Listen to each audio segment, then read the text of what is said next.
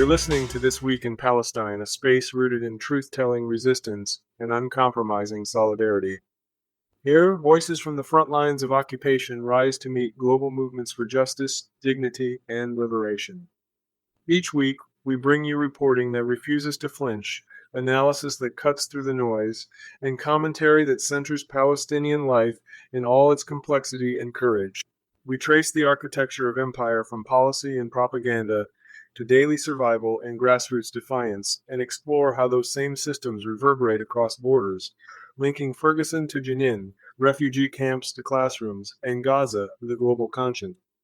A brief note: the views expressed during this hour belong to our hosts and guests, and do not necessarily reflect those of WZBC, Boston College, or its Board of Trustees. This is not a space for polite avoidance or sanitized soundbites. It's a space for truth, bold, urgent, and unapologetic. Thank you for being here. Let's begin. You are listening to This Week in Palestine, Truth and Justice Radio. Good morning, good evening, wherever you're tuning in from across the globe. Thank you for joining us. I'm your host, Mohammed Al-Ghul, and it's a deep honor to welcome you back to This Week in Palestine. Today is Sunday, August 24, 2025, and once again, our focus returns to Gaza and the West Bank, lands under siege, where homes are shattered, lives uprooted, and voices too often drowned out by global indifference. As headlines fade and attention shifts, the reality remains: families endure displacement, communities resist with unshakable resolve, and the struggle for dignity continues against staggering odds. And still, one haunting question echoes: how long must the people suffer before the world chooses conscience over convenience, action over apathy? Stay with us as we uncover truth, uplift resilience, and carry forward the flame of justice. This journey is not mine alone, it's ours. It's shared, and it's sacred. Over the past century, Western powers have invaded, manipulated, and destabilized the Middle East and Africa under the guise of security, democracy, and economic development, but nowhere has this legacy been more brutal, more enduring, and more morally bankrupt than in Palestine. The story of Palestine is not just one of occupation, it is a mirror reflecting the machinery of empire itself. After World War I, Britain seized control of Palestine under the colonial mandate system, laying the groundwork for Zionist settlement and displacement. The infamous Balfour Declaration of 1917, which promised a national home for the Jewish people in a land already inhabited by Palestinians, marked the beginning of a century-long betrayal. Western governments, particularly the United States and Britain, have since armed, funded, and diplomatically shielded Israel as it carried out ethnic cleansing, military occupation, and apartheid policies. From the Nakba in 1948, when over 750,000 Palestinians were forcibly expelled from their homes, to the ongoing siege of Gaza, where over 2 million people live under blockade, the West has not only enabled these crimes, it has actively participated in them. The justification has always been the same: security, stability, counterterrorism. But behind those words lies a deeper truth: Palestine is a strategic pawn in a global game of control. The U.S. sends billions in military aid to Israel annually, while vetoing every UN resolution that seeks accountability. European powers sell weapons, normalize diplomatic ties, and criminalize Palestinian resistance. Meanwhile, Palestinian life is reduced to rubble, refugee camps, and headlines that vanish within days. The West's interventions in the broader Middle East wars in Iraq, Syria, Libya, and Afghanistan follow the same pattern: invade, destabilize, extract, abandon. But Palestine is different. Palestine is the wound that never closes, the injustice that never fades, the resistance that never dies. It is the place where Western hypocrisy is most visible, where the language of human rights collapses under the weight of complicity. And yet, despite the tanks, the drones, the propaganda, and the silence, Palestinians continue to resist. From the olive groves of the West Bank to the rubble of Gaza, from refugee camps in Lebanon to student protests in Boston, the struggle for liberation persists. And now, the tide is turning. Around the world, people are waking up. Jewish voices are breaking ranks with Zionism. Youth movements are demanding divestment. Governments are being pressured to cut ties.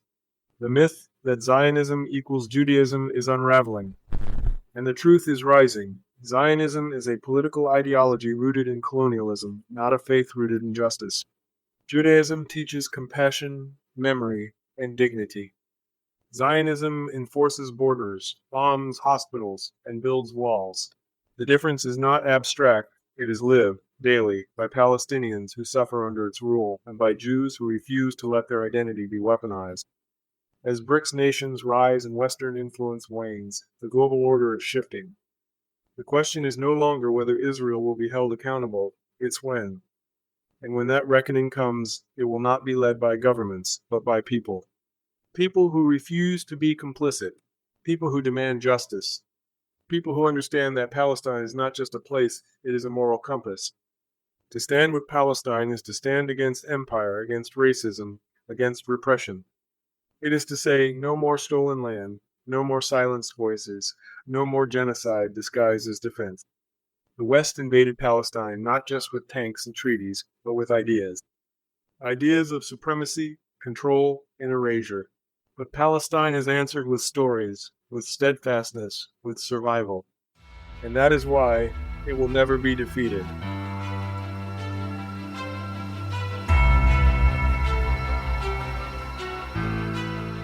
You are listening to This Week in Palestine, Truth and Justice Radio. As the world begins to understand that Palestine will never be defeated, that its people, culture, and resistance are too deeply rooted to be erased. Another question rises with equal urgency. Where are the Arab countries?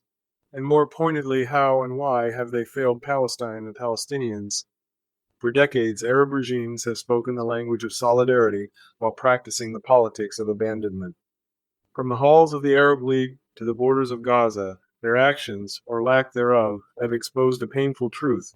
Many Arab governments have chosen stability over justice, silence over resistance, and self-preservation over liberation. Historically, the Arab world was once galvanized by the Palestinian cause. The colonization of Palestine by European Zionists was seen as a flagrant injustice that unified Arabs across class, sectarian, and national lines. But over time, that unity fractured. Western powers, particularly the United States, successfully pressured and incentivized Arab leaders to normalize relations with Israel, marginalize Palestinian voices, and suppress pro-Palestine activism within their own borders. Today, countries like Egypt, Jordan, Saudi Arabia, and the UAE maintain diplomatic ties with Israel, even as Gaza burns and the West Bank is carved up by settlement. Some, like Egypt, have gone further, sealing borders and refusing entry to fleeing Palestinians, effectively aiding the siege. Others, like Saudi Arabia and the UAE, have pursued economic and military partnerships with Israel, prioritizing trade deals and regional influence over moral accountability. And while Arab streets erupt in protest from Rabat to Amman to Beirut, these regimes respond not with support, but with crackdowns. They fear that Palestinian liberation is contagious, that it might inspire their own populations to demand dignity, democracy, and self-determination. In truth, many Arab governments see Palestinian nationalism not as a shared struggle, but as a threat to their own authoritarian rule. They have turned their citizens into consumers, flooded their cities with distractions, and silenced dissent in the name of stability. But the people have not forgotten. Across the region, ordinary Arabs continue to march, organize, and speak out. They know that Palestine is not just a political issue, it is a moral compass, a test of integrity, and a mirror reflecting the soul of the Arab world. And they know that the failure of their governments does not absolve them of responsibility, it demands that they rise. The betrayal of Palestine by Arab regimes is one of the great tragedies of modern history. But it is not the end of the story, because while governments may falter, people endure. And the people of Palestine are not alone. They are carried in the chants of protesters, in the art of exiled poets, in the prayers of millions, and in the quiet defiance of those who refuse to forget. The question is no longer where are the Arab countries. It is, when will they be held accountable? And how will the people reclaim the promise of solidarity that was once the beating heart of the Arab world? The answer begins with truth. and truth, like Palestine, cannot be defeated.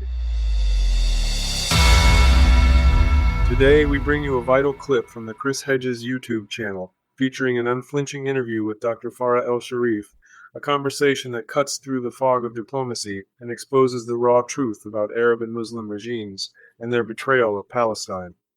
Chris Hedges, a Pulitzer Prize-winning journalist and former war correspondent for the New York Times, has long been a moral voice in the wilderness. His reporting spans decades of conflict from Central America to the Balkans to the Middle East, and he's known for his fearless critique of empire, militarism, and the corporate state. Hedges doesn't just report facts, he interrogates power. His platform, the Chris Hedges Report, has become a sanctuary for voices silenced by mainstream media activists, scholars, and survivors who speak truth to power without apology. In the episode Arab Regimes and the Betrayal of Palestine with Farah El-Sharif, Dr. El-Sharif, a scholar and former associate director of Stanford's Abbasi program, delivers a searing indictment of the complicity and cowardice that define much of the Arab world's response to the genocide in Gaza. She argues that many Muslim leaders have stood by and watched the slaughter of their own people in exchange for petty crumbs from Western powers and the Zionist state. Her words are not just academic, they are deeply personal, rooted in a lived understanding of how colonial borders, imperial agendas, and internalized oppression have fractured the Muslim world. El-Sharif explains that the psychological damage runs deep. Many Muslims, she says, have internalized the rhetoric of the war on terror, becoming apologetic about their own faith, history, and identity. This, she calls a decimated consciousness, a condition where people no longer know their own truth and begin to accept the narratives imposed upon them.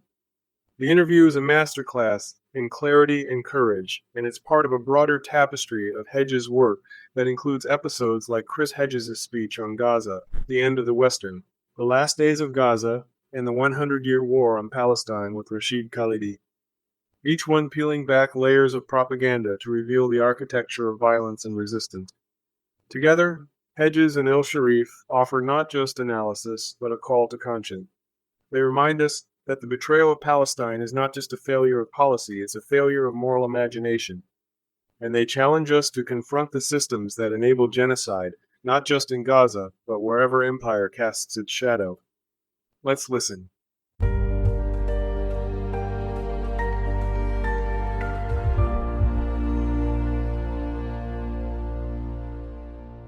The Muslim world has been tested with the weakest, most corrupt, and most hypocritical scholars and rulers because, as a community, our priorities have long been in the wrong place, writes the Islamic scholar Farah El-Sharif.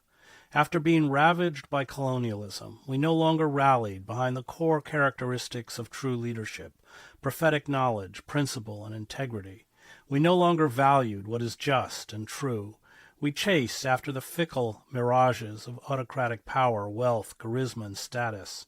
This was our downfall. As a result, we today see tight-lipped, impotent Muslim rulers idly watch the river of blood as it flows from Gaza. We see compromised scholars betray the Quranic command for justice and bend their heads in humiliation and fear of worldly powers. Save for a few, most Muslim rulers and scholarly elites have chosen self-preservation and silence. The river of blood in Gaza is also a river of treachery and collusion. With leaders like these, it is no wonder the Muslim world is in the sorry state that it is in today. Palestinians could see from the very beginning that there is nothing post about the post-colonial world order, she continues. They have ever since got less and less of their rights, lands, and dignity with each passing day. In the same era, the opium of nationalism spread like wildfire as the Muslim world was carved into colonial constructed nation-states. The rest of the Muslim world enjoyed its false sense of sovereignty and accepted its bridle. Divorced from the lonesome plight of the Palestinian people, fooled into believing that the same system that gave birth to their sovereign states could guarantee their safety and protection.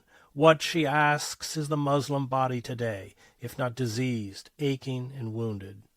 Joining me to discuss the state of the Muslim world, the connection between repressive Arab regimes and the so-called war on terror, and how the genocide in Gaza expresses or exposes the moral rot within Arab ruling elites and the efforts by the West to manufacture a compliant form of Islam is Farah El-Sharif. She received her PhD from Harvard's Near Eastern Languages and Civilizations Department with a research focus on Islam in Africa and the Levant, the modern nation-state, and Muslim political movements. She is currently a visiting scholar at Stanford. You can find her work at sermonsatcourt.substack.com.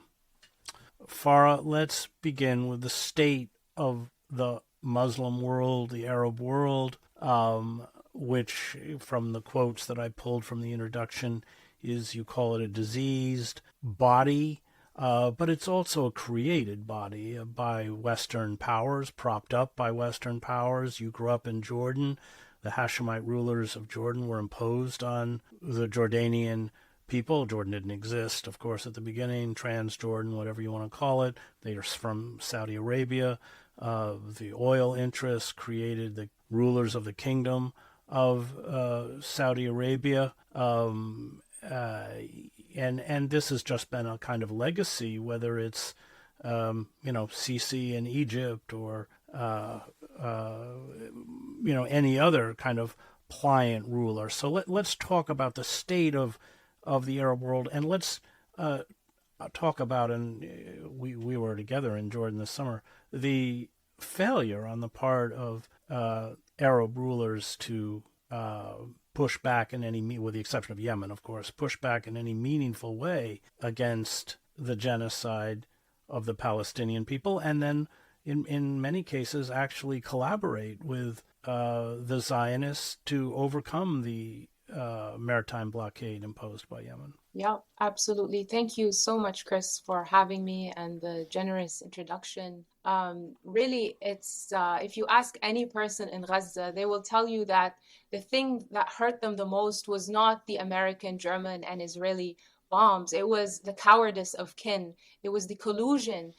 It was the abandonment with this kind of Zionist campaign to exterminate them. That is what is the source of their true emotional and psychological scar. So to say that the Muslim community worldwide is stuck between a rock and a hard place is probably the understatement of this century.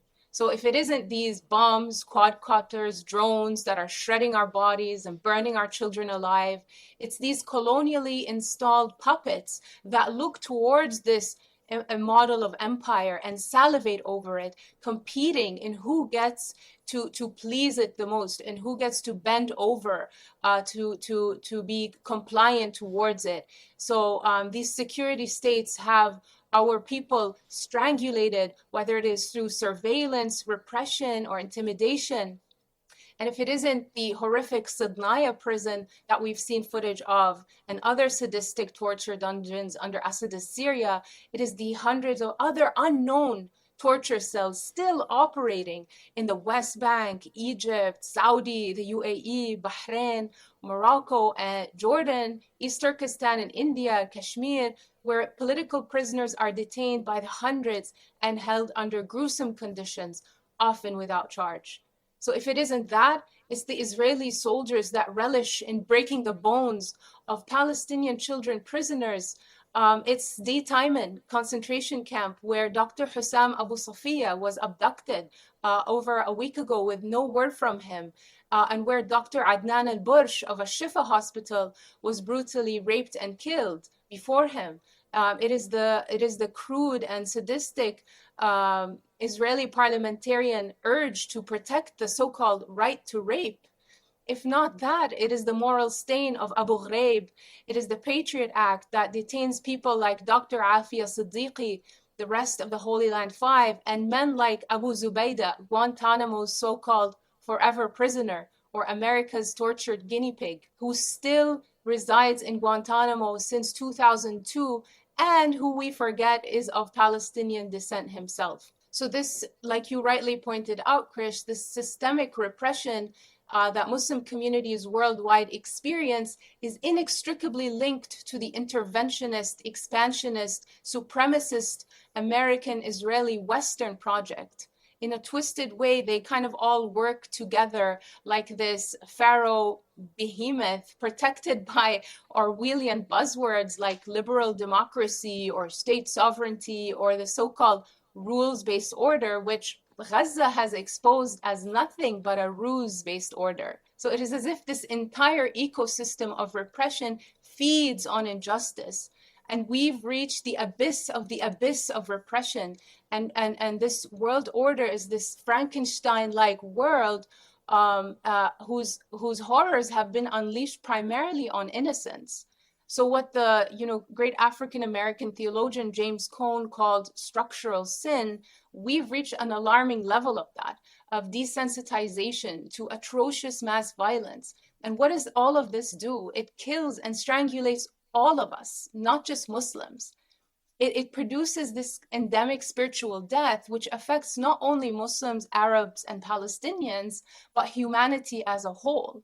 So this pernicious web of carceral cancer is sustained by the politics of compliance to an empire which sees like Muslims like me, Palestinians, and Arabs as mere fodder for this monstrous system.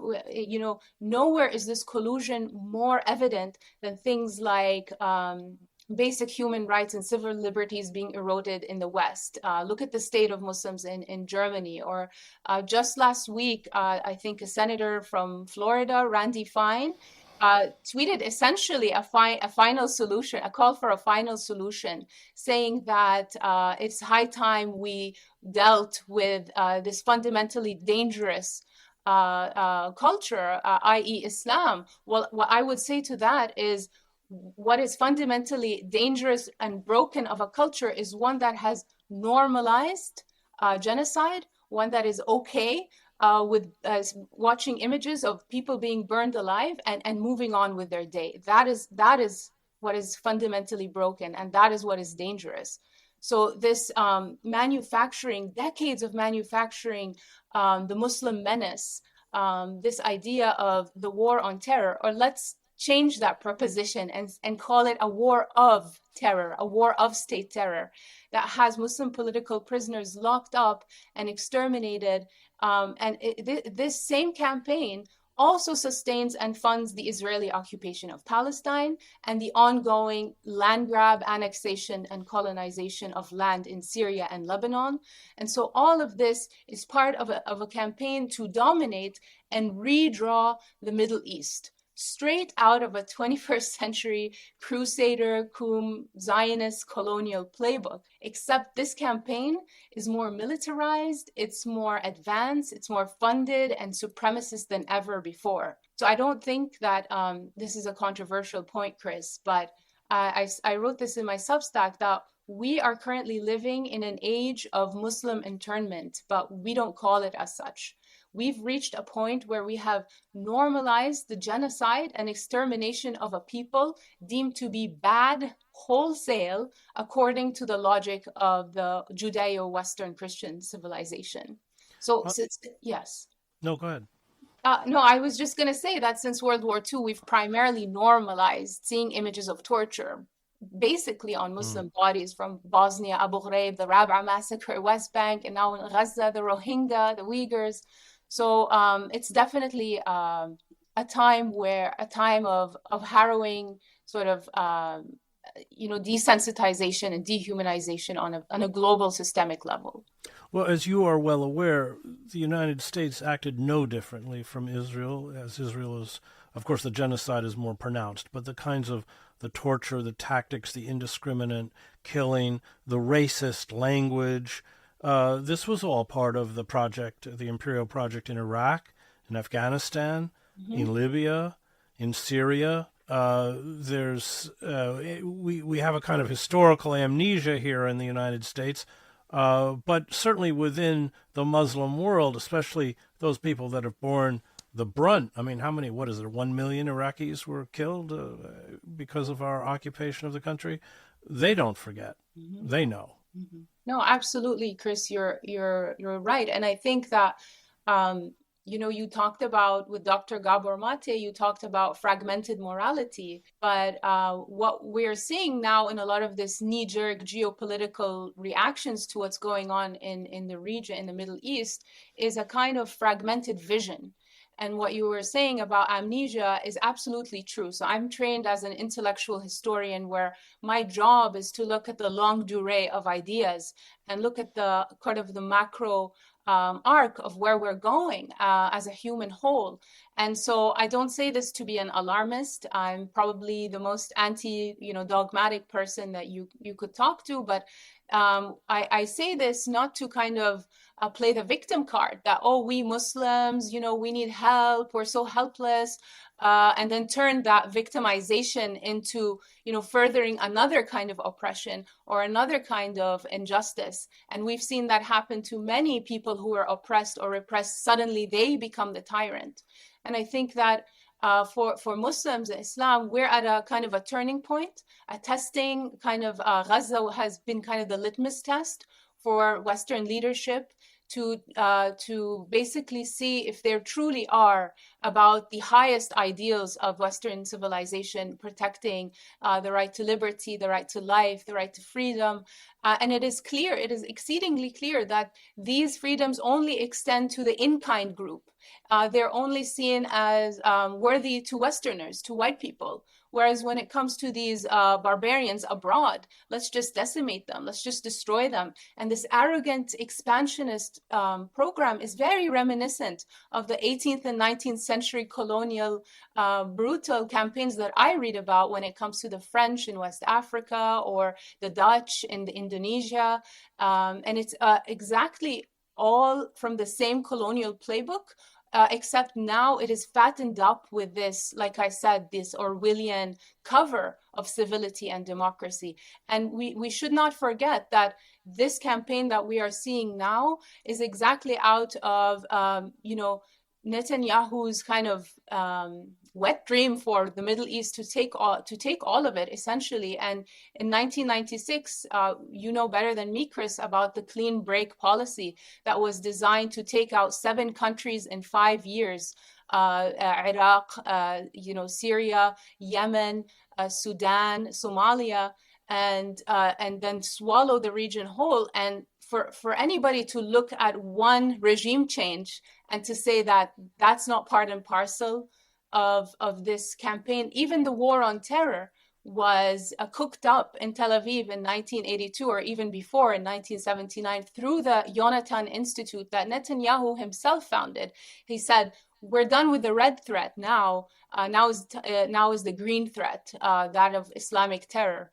And so a lot of Muslims even internalize this war on terror rhetoric, and they themselves start being apologetic and say, oh, Islam is peaceful, Islam is this, Islam is compatible with democracy, Islam is compatible with civility. And I see that as a sign of decimated consciousness, not just double consciousness. They don't know their own faith, they don't know their own history, and so they start being apologetic about it, and that is a position of weakness.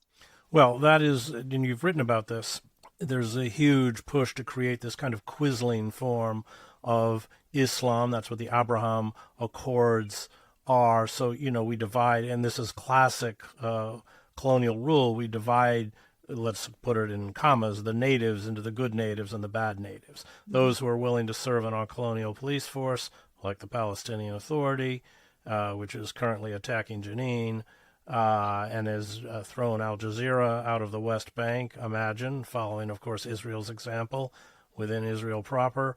Let's talk about that, the attempt to create divisions within the Muslim world and this insidious project, and the Abraham Accords, I think, epitomize that, to create, quote unquote, the good Muslim. Yeah, I mean, it's a very archetypal story in a sense that in every struggle for liberation, there will always be the collaborators, the native informants, if you will, who kind of throw their people under the bus and scurry the favor of the powers that be and try to kind of gain favor in exchange for petty crumbs.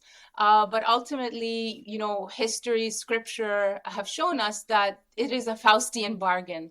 At the end of the day, these people who think that by cozying up with repressive forces of empire like Israel and the United States at the expense of the actual lives of the people they govern, they do that thinking that they're securing their reign, or that they are getting political expediency, or perhaps their son might become king next, or some kind of delusional worldly fantasy like that. But the funny thing that you mentioned about the Abraham Accords and how they are singularly pernicious, Chris, is that they use this language of kind of this prophetic authority. They invoke Abraham as the father of all three religions, and hence give this this kind of treacherous collusion a kind of a prophetic theological tinge. And this is, again, part and parcel of this Orwellian doublespeak, where, this time they have Muslim scholars, even here in America, Muslim scholars who defend that, who are in cahoots with the UAE and Saudi, who are mum about the genocide in Gaza. And so historically, we've had Muslim scholars in the lead of anti-colonial resistance movements. Today, you see they're fully co-opted, or they're in dungeon prisons, like in Saudi right now. I read yesterday that every 25 hours, one person is executed under MBS's Saudi Arabia. The other day, just somebody I know was detained for around 3 months, a woman, for wearing a kufiya, a Palestinian kufiya in the holy mosque of Mecca. So this is the kind of cancerous kind of relationship that I was referring to earlier. And the funny thing is, Chris, the irony about the Abraham Accords is that in the Islamic intellectual tradition, the Prophet Muhammad was asked about the Prophet Abraham and what he stood for. So one of his companions asked the Prophet, "Tell us about the Abrahamic scrolls." And you know what the Prophet said about that? He said, the Prophet Abraham used to speak like this: "Oh, you wretched, insolent, conceited king, I did not send you to this world to collect worldly benefits. Rather, I sent you to supplicate, or to respond to the supplication of the oppressed on my behalf. To respond to the supplication of the oppressed on my behalf." And this is the exact opposite of what the Abraham Accords, backed by the UAE and Saudi, Bahrain, Morocco, do. They actually strangulate the oppressed. They are actually, all the people living under the rubble, or starving or dying from the cold in Gaza, were only able to get to that point because of the collusion and collaboration of Arab and Muslim normalizers. Let's, for people who don't know what the Abraham Accords are, this is Jared Kushner's project under the Trump administration. Explain what it's, I mean, in its rough description, it essentially normalizes relationships, diplomatic relationships between Israel and Saudi Arabia at the expense of the Palestinians, of course. But talk about the Abraham Accords and why they are so pernicious. Yeah, so it was signed in 2020. Like you correctly said, under the Trump administration. It was, you could say, Kushner's kind of a vision alongside Netanyahu, of course. And it was signed between the U.S. and people don't even realize that Palestine is not even part of this accord. They arrogantly cut out the people whose lives are affected primarily. Just this is about them. This is about Palestinians, and yet they weren't consulted. They weren't even present. And so this is part of this kind of effort to kind of enact this cultural change, to promote a kind of Islam that is a quietist Islam, that is just cultural, that is just cosmetic. Women in hijabs, great. Men who go to the mosque, great. This rote ritual type of Islam that is devoid of its true spiritual core, its prophetic calling, which is to speak a just word in the face of a tyrant. That is the greatest jihad, we're taught in our tradition. So it's only later, actually Saudi itself never signed this. There's an article, if you look it up, maybe 1 week before October 7th, MBS said, "We're very close to signing peace with Israel." And so even now, after the Gaza genocide, that has not been a disqualifier for any of these Arab regimes to stop or take back those treaties. They still have kept their word on these accords, on these peace treaties, these trade routes. And so when we say that these Arab armies, these militaristic behemoths, they've only been fighting their own people. They haven't been defending the oppressed that need them in places like Gaza. So, and now because of these Gulf states coming into the picture, we are seeing a more cancerous kind of form of normalization on the state level where you see even ordinary journalists, Muslims going online say, oh, we need to coexist. We need to do that. We need to do this. But then how can you coexist with an entity that is essentially trying to basically decimate your entire religious character, your identity, your beliefs, your core scriptural commitments, let alone, your brethren's bodies and their right to exist.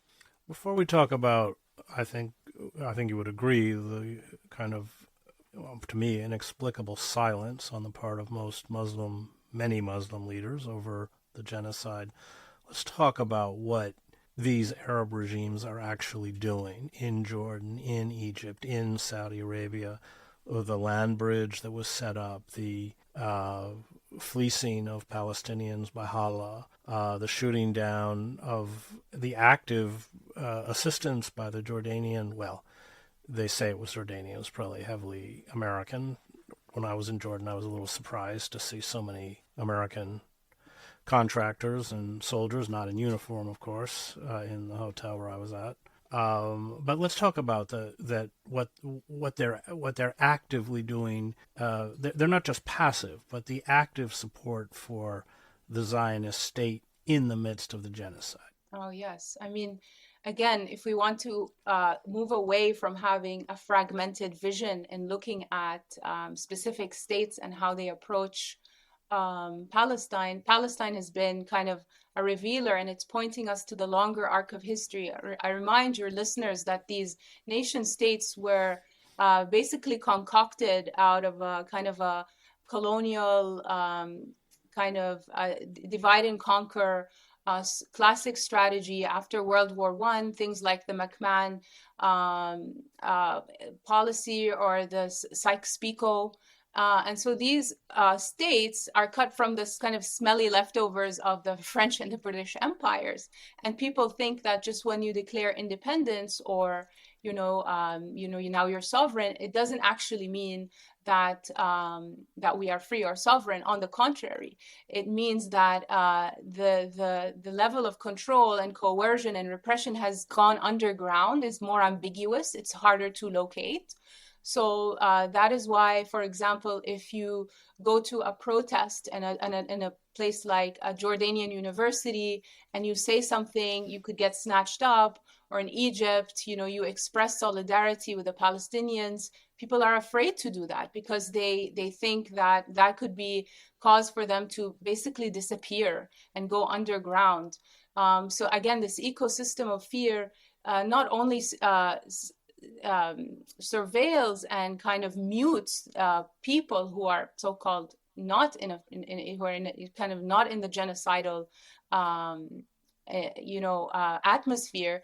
But I like what there was an Egyptian taxi driver in a video that went kind of viral. He was he rode with a gentleman from Gaza, and when he found out that he was from Gaza, he started crying, and he said, no, I won't take your money. And this is the least I could do, not to take your money. Forgive us, for we are occupied too, he said.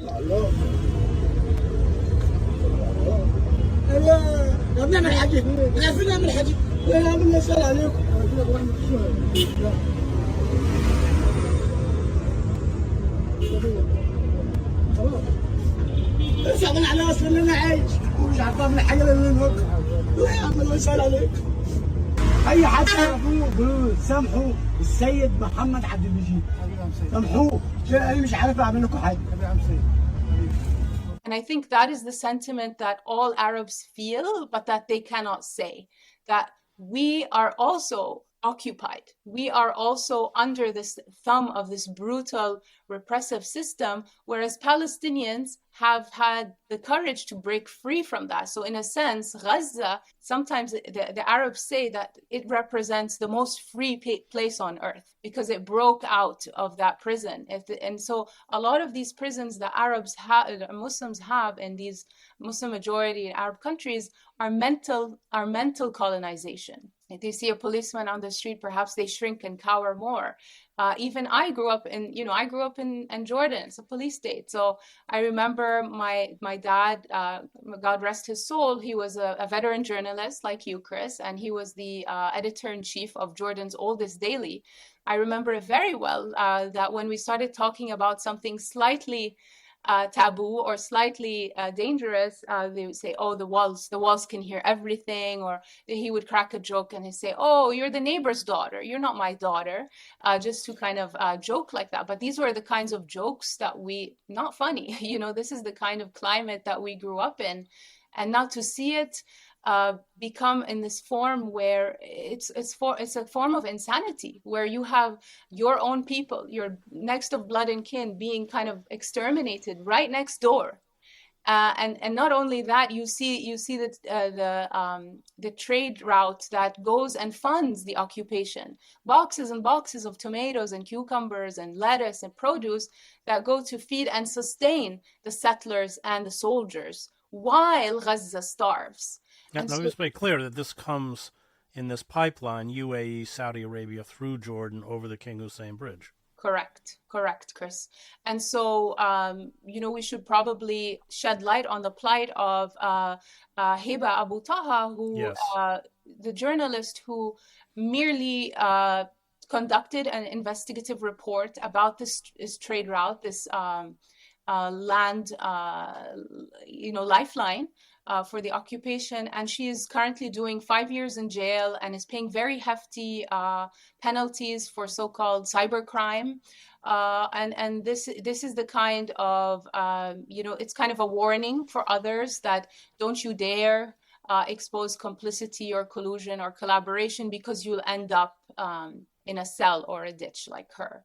So it's just the nice thing about it, Chris, though, it's like there's no ambiguity anymore. That people can no longer say that, oh, we should give them the benefit of the doubt. They're doing their best. It's a tough neighborhood. I hate this cliche. I hear it all the time. And they're always kind of invoking that, oh, it's a tough neighborhood. Politics are dirty. But it's being blown off with crystal clear clarity that this is one occupation. It's one system. The enemy is one. And so it's up to people and their moral clarity and moral courage to every day shed a little bit of that fear, because once they partake in it and once they accept it, they say, oh, generations of people who live in fear, and I accept this. I think my generation and hopefully my children's generation will no longer accept that kind of degradation, denigration, and fear-based rule. Yeah, I'm glad you raised the plight of Heva, who, as you know, I tried to visit. I filled out all the paperwork and then sat outside the prison, the women's prison in Amman, all day and wasn't finally allowed in. How fragile are these regimes, Jordan, Saudi Arabia, Egypt? I sense they're very fragile. Yeah, I mean, we forget that this nation state structure that was cooked up in the kitchen of people like T.E. Lawrence and Sykes-Picot and basically are constructs. They're recent constructs, and we think of them as something that is the status quo since time immemorial, but they're really not. They stand on very fickle ground, as we saw. That things can change overnight. And so it reminds me of the story of Pharaoh, who in the Quranic scripture that we share with our Jewish and Christian brethren, is that right before when he got to the zenith of his power, right before he got to Moses, the sea split and swallowed him whole, and he became kind of, until this day, a sign and a kind of a lesson and a symbol for what happens to people who think that they are invincible, for people who think that they will live forever. And so God knows, what the future brings. But this level of foundational rot, I don't think can hold much longer. Let's talk about, you and I were at an event, it was a year ago in Toronto. We were talking about Palestine. And what struck me after we spoke is the number of young people who came up and asked me, and probably you, why the Muslim leadership didn't say what was not unequivocal in the condemnation of the genocide and unequivocal in the condemnation of the apartheid state of Israel. And I want to ask you that question. How do you characterize the response of the Muslim leadership in the United States? Yeah, I remember that, Chris, and it was heartbreaking, and it still is. And I've thought about this a lot, and I think it's largely due to the fact that this war on terror rhetoric that kind of weeds out the bad from the so-called good Muslims, the good Muslims who are compliant, who don't support so-called radical, brutal acts of terror. So it's almost as if this colonial rhetoric has been internalized in the consciousness of Muslim scholars and leaders. And so that they say that when perhaps that if we stand with the oppressed, if we speak up for Gaza, the powers that be might think that I support Hamas or that I support this and that. So again, it's like this, not just decimated consciousness, like I said, it's more than that. It's kind of capitulating completely, because you're saying that the vernacular of justice has to be removed from Islam for me to have a seat at the table, for me to gain, proximity to power, maybe get the ear of Biden or get the ear of Trump. And I see this happening a lot, that some Muslims are scurrying the favor of the right wing kind of platform and thinking that, oh, at least, we meet on certain points regarding, families and family values and whatnot.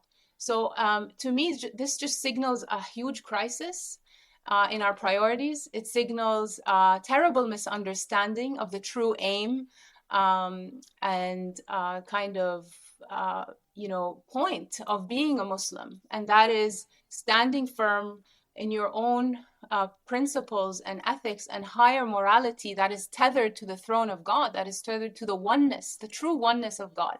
So other than oneness, what do we have? Multiplicity. And multiplicity signals, I'm afraid of this commitment. What if I do this? What if I say that? And so that is, in a sense, a kind of a hidden polytheism.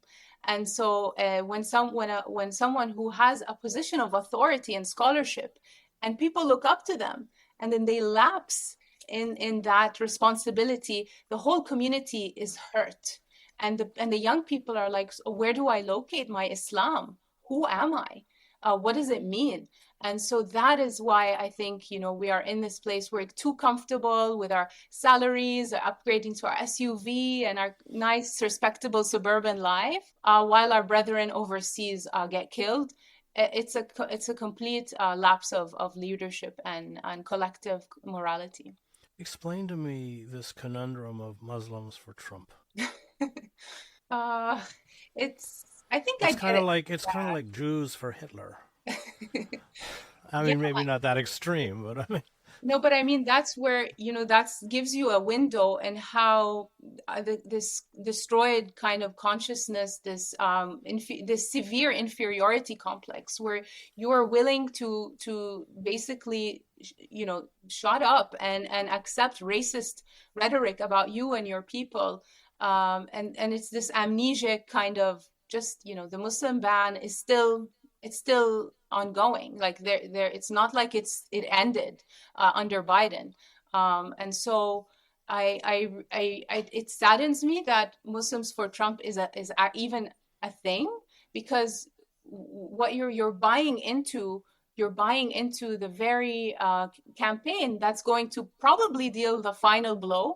And already you can see how very vitriolic and toxic X and platforms like that are, and full-blown Islamophobia, xenophobia. And there's this like maybe strongman appeal to people who think that, oh, well, this is a leader, and maybe these are remnants from autocratic nostalgia, that I see bumper stickers in Amman for Saddam Hussein. I guess this is this idea that, okay, if this leader is strong and tells it like it is, and he doesn't mince his words, then he must have something charismatic or strong. It's Well, but at least Saddam Hussein was an enemy to the Zionist state. right. I mean, I remember I was in Ramallah this summer with Atif Abu Saif, and he said, if you go in these houses, you won't see a picture of Arafat, you'll see a picture of Saddam. But Trump has never done anything positive for Muslims. No. It's baffling, and it signals a dangerous level of kind of maybe collective insanity. But there are pockets of hope. I think that, I guess, by and large, this election cycle was manic for everybody. And I think we've reached a point where this lesser of two evils conundrum has reached a point where it can no longer be replicated in future election cycles. People are sick of lesser of two evils. They just want no more evil, no more. They just want the good, the true, something other than, an orange fascist in charge, or a Black woman who's, funded genocide. So this conundrum, this strangulation, this chokehold that we're in, for me, is a good thing, because it signals that, okay, at least this Leviathan is probably taking its last breaths, and that more sane, conscientious people with a moral conscience, with a real pulse, with a real concern for humanity, hopefully, will be the ones to come next and inherit this ailing world. So where do you see us going in the months and years ahead? And then to close, what do you tell young people, in particular young Muslims? But let's just, I don't, for the foreseeable future, for me, it looks pretty dark. Yeah. It's a hard question, but also it keeps me up at night. I think about this a lot. I've always been this intense girl that my family makes fun of me, that even as a younger kid, I was always brooding and thinking about the Muslim world, our affairs, our conditions. So I'd like to refer to a lecture that I was at when I was a student at Georgetown in 2008. My favorite Catholic theologian, Hans Kung, gave the Nostra Aetate annual lecture at the time. And he said something that really blew my mind. He said that in his comparing Judaism, Christianity, and Islam, he said that Judaism rests on kind of tribal, hierarchical commitments. And so its natural culmination, its natural telos, is the ethno-religious state of Israel. And that is its final conclusion. And then he went on to say that Christianity is beheld by the papacy and the institutionalization of the church. And that's its logical conclusion. When he talked about Islam, he said, Islam is in its essence universalist, and it's tethered by this idea of oneness of man and Muhammad as a mercy to all of humankind, not just Muslims. But their final arc or their final culmination has not been decided yet. So I call on my fellow Muslims to take this opportunity of rampant moral rot, of decay and destruction in the systemic world order that we live in, that has exposed itself as hypocritical, essentially anti-Muslim, brutal, and completely inhumane, to kind of lean in to their agency as Muslims that can perhaps bring about a brighter future, that can perhaps, fulfill this untold role, a positive role collectively for that Islam can offer the world. Because unless and until we remain shackled in our mental and spiritual colonized mentality, whether it is about how we know ourselves, how we know religion, how we conduct ourselves politically, we will never break free. And so we have the potential to do that. We have the potential to be like Malcolm. For me, he's the greatest American Muslim exemplar and courageous leader. We call him the great American Shaheed, the martyr of America, who he himself visited Gaza in 1964, and he said the spirit of Allah was strong in Gaza. So look to these people instead of trying to wait for your average imam or your charismatic sheikh to grow a backbone. You have plenty of exemplars within our tradition, living and dead, including the people of Gaza themselves. There is a Quranic kind of pointer there that the oppressed shall become the teachers. They shall become the role models of faith, similarly to how in Christianity, the meek shall inherit the earth. So the kind of fortitude that the people of Gaza have, let that not go in vain. The other day, I saw a video, Chris, that I can't get out of my mind, of a father holding the shroud of his child in the ambulance. And he was speaking so clairvoyantly, so prophetically, that it gave me goosebumps all over. He's saying, Ya Netanyahu, Ya Arab, O Netanyahu, O you Arabs, O you colluders, everybody who failed us. Allah is only raising you so that he can tear you down. So don't think that what you see, all of this supremacy, this militarization, this ironclad power, this supremacy is going to be the name of the game forever. It's only this shocking in its dehumanization, this shocking in its genocidal bloodlust for it to hopefully wither away and usher in a different world, a better world. Great. Thank you, Farah. Before we close today's episode, I want to lift up 3 urgent calls to action, each grounded in solidarity, resistance, and the unwavering refusal to stay silent in the face of genocide. The first one, stand out to stop the killing in Boston. Every Tuesday from 12 to 1 p.m., community members gather outside the Zionist consulate at 20 Park Plaza, Boston, for the Stand Out to Stop the Killing. This is not just a protest, it's a moral stand. A public witness against the ongoing genocide in Gaza. A collective act of conscience that declares silence is complicity. We will not look away. This weekly action is a space where voices rise for the voiceless, where presence becomes resistance, and where humanity is reclaimed in the face of systemic violence. If you're in the Boston area, show up. Your body, your voice, your care, they matter. The second one, North Shore for Palestine and Salem Farmers Market. On Thursday, August 28, from 4 to 6 p.m., join North Shore for Palestine at the Salem Farmers Market, 21 Front Street in Salem. This gathering demands an end to the starvation in Gaza and affirms our collective commitment to Palestinian liberation. If you're in the North Shore, come out and lend your support. This is a chance to connect, organize, and show that our communities will not be silent. Together, we stand for justice. Together, we make it impossible to ignore. The third one, mobilize for divestment campus and community campaign. Across the country, students, faith leaders, and grassroots organizers are launching divestment campaigns targeting institutions that fund or profit from Israeli apartheid. Whether you're on a college campus, part of a congregation, or organizing locally, now is the time to demand that your institutions cut ties with genocide. Start a petition. Post a teach-in. Pressure your school board, city council, or union. The movement for divestment is growing and every voice adds weight. And that brings us to the close of today's episode of This Week in Palestine. As always, stay curious, stay courageous, and keep asking the questions that unsettle power and move us closer to justice.